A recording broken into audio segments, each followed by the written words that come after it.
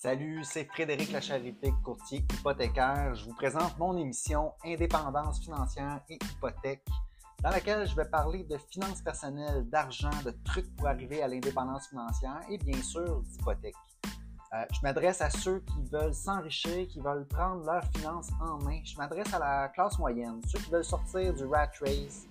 Je vous transmettrai ma formule pour atteindre l'indépendance financière. Donc, je vous invite à vous abonner à ce podcast. Ce sera un honneur pour moi de vous parler d'indépendance financière et d'hypothèque.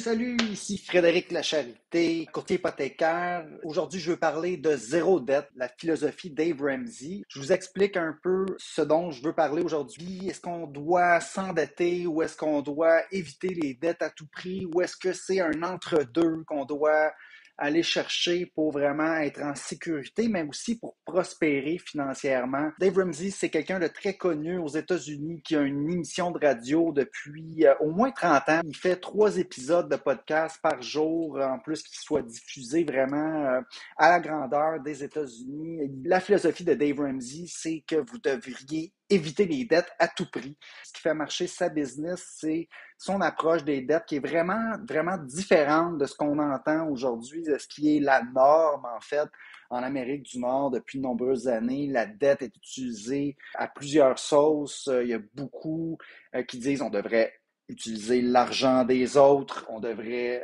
vraiment utiliser l'effet de levier au maximum. Mais Dave Ramsey, lui, c'est quelqu'un qui a fait ça quand il était jeune. Il s'est acheté plein d'immeubles. Il y avait un parc immobilier qui valait 3-4 millions et un jour, l'économie a tourné, les banques se sont mis à rappeler ses prêts et il a quasiment fait faillite, ou il a fait faillite, en fait, je ne me rappelle pas exactement son histoire, mais depuis ce temps-là, il a complètement changé sa façon de voir et ce qu'il enseigne maintenant et ce qui le rend très populaire, c'est de dire aux gens de couper leur carte de crédit, d'éviter les dettes pour les voitures, d'éviter les dettes d'études. Je fais le parallèle avec moi, mon expérience en finance personnelle, mon cheminement vers l'indépendance financière. Je fais le lien avec mes derniers épisodes sur l'épargne. Je veux parler de c'est quoi une bonne dette, c'est quoi une mauvaise dette. Premièrement, prêt étudiant, est-ce que c'est une bonne dette ou une mauvaise dette? Idéalement, on voudrait terminer ses études sans dette. Dans certains cas, ça peut être bénéfique d'aller s'endetter pour étudier, surtout s'il y a un degré de certitude d'avoir un bon revenu quand on va sortir de l'école. Au Québec, on a un bon système d'éducation subventionné par le gouvernement. Donc, ça fait en sorte que c'est pratiquement pas nécessaire d'aller chercher une dette pour aller étudier. L'éducation est pratiquement gratuite. Les frais de scolarité sont très bas. C'est pas comme aux États-Unis où beaucoup veulent aller dans une université très réputée pour être certain d'avoir une grosse job en sortant, où est-ce que l'éducation à ce moment-là va coûter très, très cher et puis souvent, il faut aller chercher des dettes étudiantes, un prêt étudiant ou avoir vraiment l'aide des parents pour être capable d'aller dans les meilleures universités aux États-Unis. Au Québec, c'est pas tant le cas.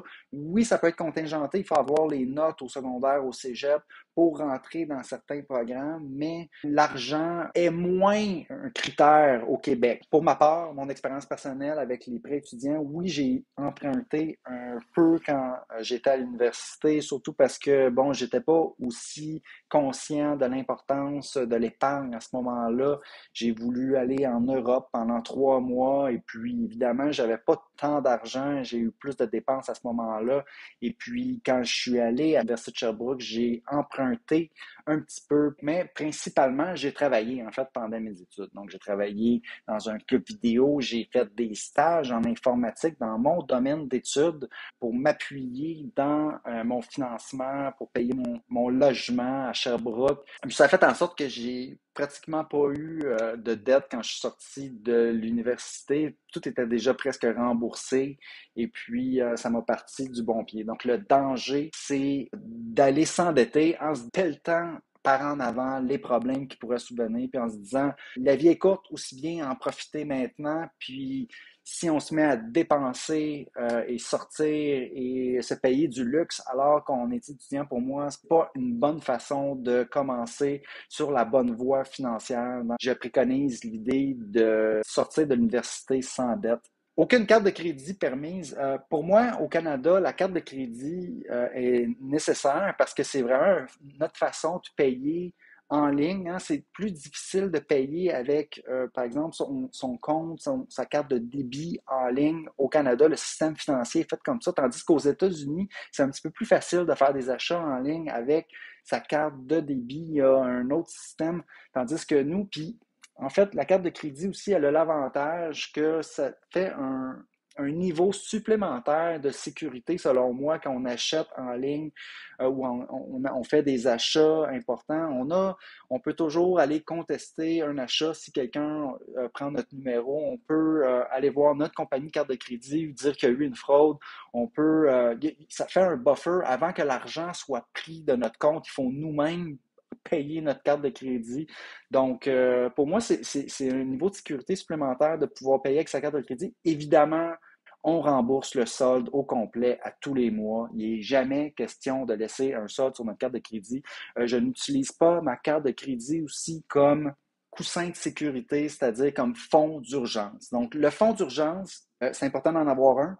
Puis, beaucoup de gens se fient sur leur marge de crédit, carte de crédit pour le fonds d'urgence, alors que moi, je préfère avoir quand même un coussin en cash, en vrai cash dans un compte quelque part qui sert de fonds d'urgence au cas où il arrive une urgence.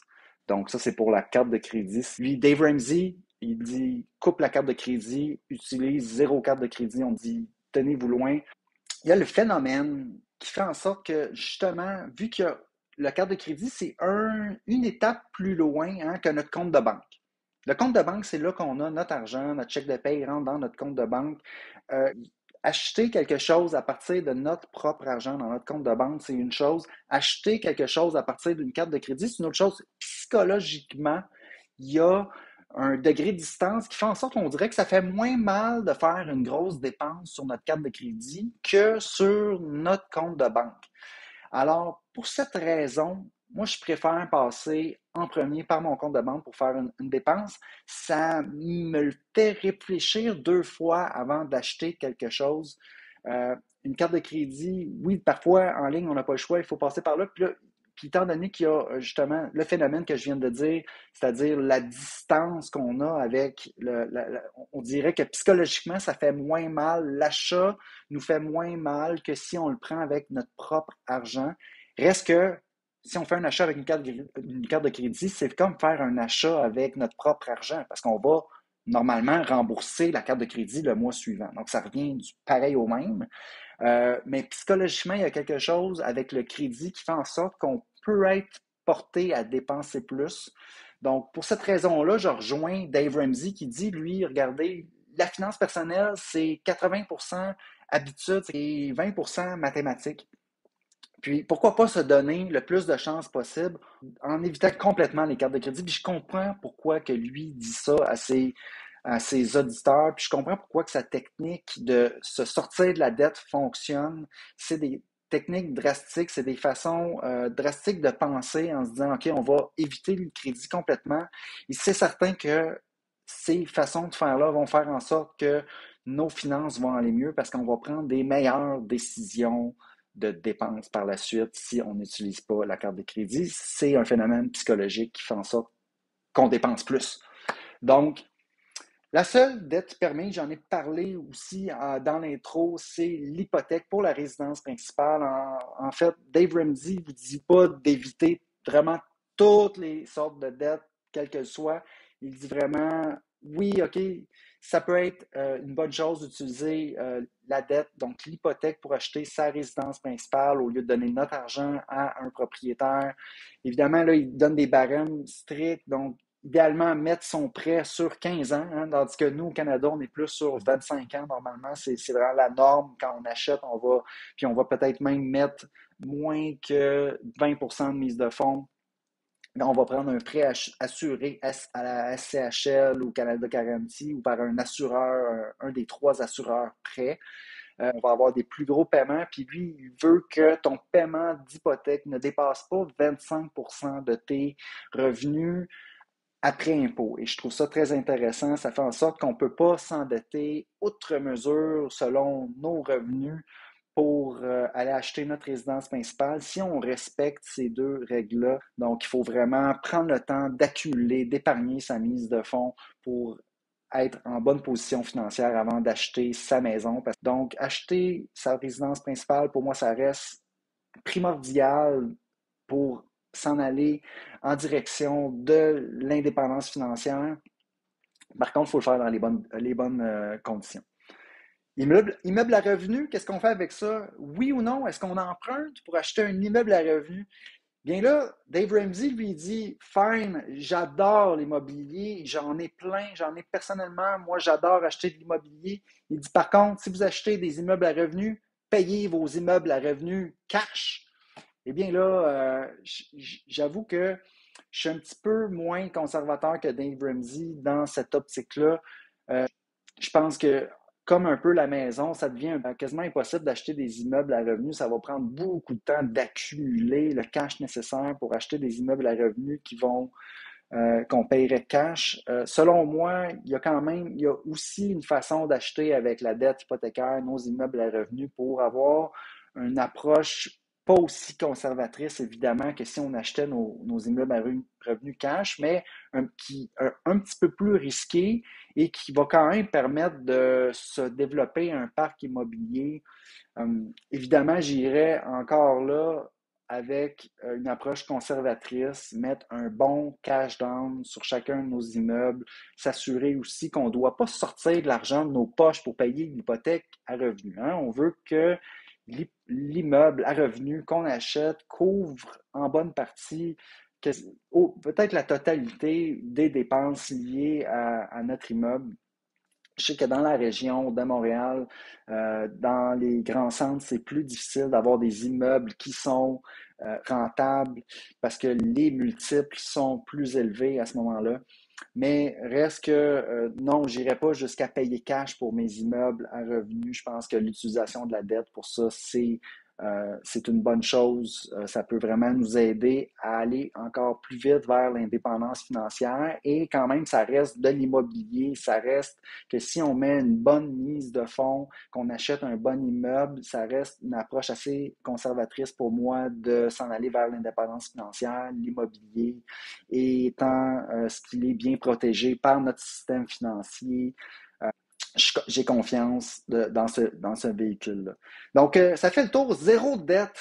Est-ce qu'on devrait vraiment avoir zéro dette? Ben, la réponse pour conclure, c'est oui, j'aime la philosophie de Dave Ramsey, zéro dette. Je pense que c'est une bonne façon de se forcer à épargner, à regarder nos dépenses. J'irais quand même par contre, j'irais quand même jusqu'à dire que pour acheter sa résidence principale, on peut se donner un peu plus de lousse pour se faire un parc immobilier. On peut quand même aller emprunter un peu avec une approche conservatrice sans nécessairement se mettre dans le trouble. Voilà, j'espère que cet épisode ça aura été intéressant, instructif et je vous invite donc à m'écrire si vous avez des questions ou des commentaires sur le podcast que je viens de faire sur ce contenu. Donc voilà, sur ce, je vous souhaite un bon cheminement vers l'indépendance financière. Au revoir.